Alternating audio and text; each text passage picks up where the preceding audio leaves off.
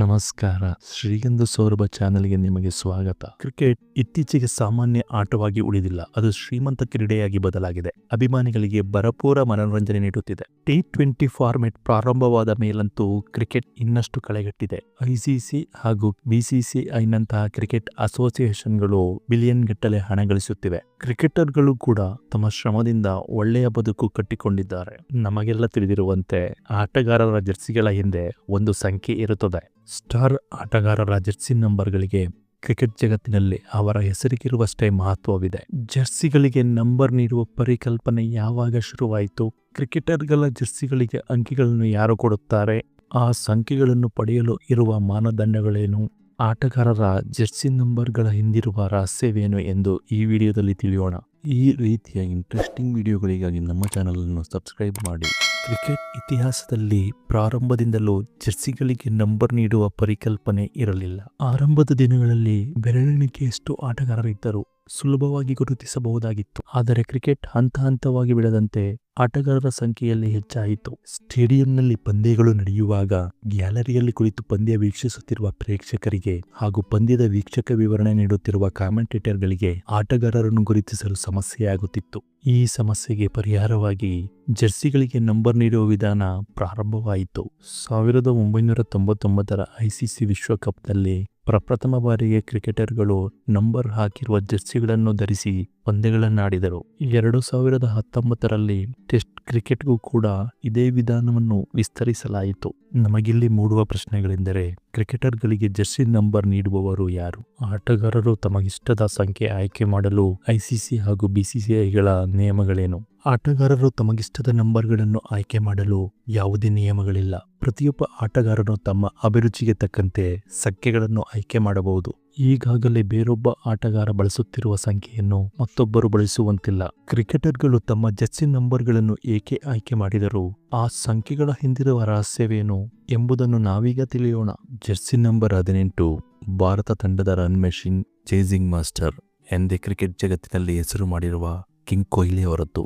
ಅವರು ಏಕೆ ನಂಬರ್ 18 ಆಯ್ಕೆ ಮಾಡಿದರೆಂದರೆ, ಅವರು ಕ್ರಿಕೆಟ್ಗೆ ಪಾದಾರ್ಪಣೆ ಮಾಡಿದ ದಿನಾಂಕ ಆಗಸ್ಟ್ 18, 2008 ಹಾಗೂ ಕಿಂಗ್ ಕೊಹ್ಲಿ ಅವರ ತಂದೆ ನಿಧನರಾಗಿದ್ದು ಡಿಸೆಂಬರ್ 18, 2006. ತಮ್ಮ ಜೀವನದಲ್ಲಿ 2 ಪ್ರಮುಖ ಘಟನೆಗಳಿಗೆ ಸಾಕ್ಷಿಯಾದ ನಂಬರ್ 18 ಅವರ ಜರ್ಸಿ ನಂಬರ್ ಆಗಿ ಆಯ್ಕೆ ಮಾಡಿದ್ದಾರೆ. ನಂಬರ್ 10 ವಿಶ್ವಕಂಡ ಶ್ರೇಷ್ಠ ಆಟಗಾರ, ಕ್ರಿಕೆಟ್ ಜಗತ್ತಿನ ದೇವರು, ಮಾಸ್ಟರ್ ಬ್ಲಾಸ್ಟರ್ ಸಚಿನ್ ತೆಂಡೂಲ್ಕರ್ ಅವರದ್ದು. ನಮಗೆಲ್ಲ ತಿಳಿದಿರುವ ಹಾಗೆ ತೆಂಡೂಲ್ಕರ್ ಎಂಬುದು ಅವರ ಮನೆತನದ ಹೆಸರು. ತೆಂಡೂಲ್ಕರ್ ಎಂಬ ಪದದಲ್ಲಿ ಮೊದಲ 3 ಅಕ್ಷರಗಳಾಗಿ TEN ಬರುತ್ತದೆ. TEN ಅನ್ನು ಕೂಡಿಸಿ ಓದಿದರೆ ನಂಬರ್ 10 ಆಗುತ್ತದೆ. ತಮ್ಮ ಸರ್ನೇಮ್ ಮೇಲಿರುವ ಅಭಿಮಾನದಿಂದ ನಂಬರ್ 10 ತಮ್ಮ ಜರ್ಸಿ ನಂಬರ್ ಆಗಿ ಆಯ್ಕೆ ಮಾಡಿಕೊಂಡಿದ್ದಾರೆ. ಜರ್ಸಿ ನಂಬರ್ 7 ಭಾರತ ತಂಡದ ಕ್ಯಾಪ್ಟನ್ ಕೂಲ್ ತಮ್ಮ ಚಾಣಾಕ್ಷತನದ ಕೀಪಿಂಗ್ ಹಾಗೂ ಹೆಲಿಕಾಪ್ಟರ್ ಶಾಟ್ಗಳುಳ್ಳ ಬ್ಯಾಟಿಂಗ್ನಿಂದ ತಮ್ಮ ಅಭಿಮಾನಿಗಳನ್ನು ರಂಜಿಸುವ ಮಹೇಂದ್ರ ಸಿಂಗ್ ಧೋನಿ ಅವರದ್ದು. ಧೋನಿಯವರ ಡೇಟ್ ಆಫ್ ಬರ್ತ್ ಜುಲೈ 7, 1981 ಹಾಗೂ ಫುಟ್ಬಾಲ್ ಜಗತ್ತಿನ ದಂತಕತೆ ರೊನಾಲ್ಡೋ ಈ ಮೆಸ್ಸಿಯವರ ನೆಚ್ಚಿನ ಆಟಗಾರ ಹಾಗೂ ಅವರ ಅಭಿಮಾನಿ.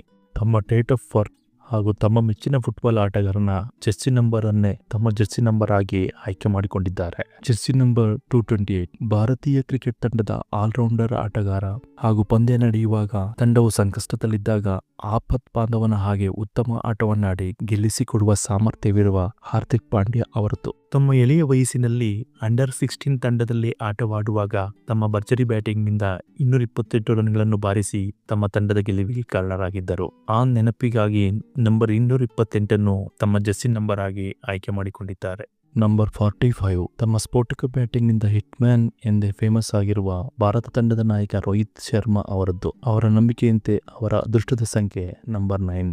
ಆದರೆ ಪಾರ್ಥಿವ್ ಪಟೇಲ್ ಅವರು ನಂಬರ್ 9 ತಮ್ಮ ಜರ್ಸಿ ನಂಬರ್ ಆಗಿ ಆಯ್ಕೆ ಮಾಡಿಕೊಂಡಿದ್ದರು. ಆದುದರಿಂದ 4+5 9 ಎಂಬತ್ತದಲ್ಲಿ ನಂಬರ್ 45 ತಮ್ಮ ಜರ್ಸಿ ನಂಬರ್ ಆಗಿ ಆಯ್ಕೆ ಮಾಡಿಕೊಂಡಿದ್ದಾರೆ. ಜರ್ಸಿ ನಂಬರ್ 12 ಅನಾಯಾಸವಾಗಿ ಸಿಕ್ಸರ್ಗಳನ್ನು ಬಾರಿಸುತ್ತಿದ್ದ ಭಾರತ ತಂಡದ ಆಲ್ರೌಂಡರ್ ಯುವರಾಜ್ ಸಿಂಗ್ ಅವರದ್ದು. ಡಿಸೆಂಬರ್ 12, 1981 ಅವರ ಜನ್ಮ ದಿನಾಂಕವಾಗಿದ್ದು ತಮ್ಮ ಡೇಟ್ ಆಫ್ ಬರ್ತ್ ಅನ್ನೇ ತಮ್ಮ ಜರ್ಸಿ ನಂಬರ್ ಆಗಿ ಆಯ್ಕೆ ಮಾಡಿಕೊಂಡಿದ್ದಾರೆ. ಜರ್ಸಿ ನಂಬರ್ 77 ಭಾರತ ತಂಡದ ಉದಯೋನ್ಮುಖ ಆಟಗಾರ, ಟೆಸ್ಟ್ ತಂಡದ ಭರವಸೆಯ ನಾಯಕ ಶುಭಮನ್ ಗಿಲ್ ಅವರದ್ದು.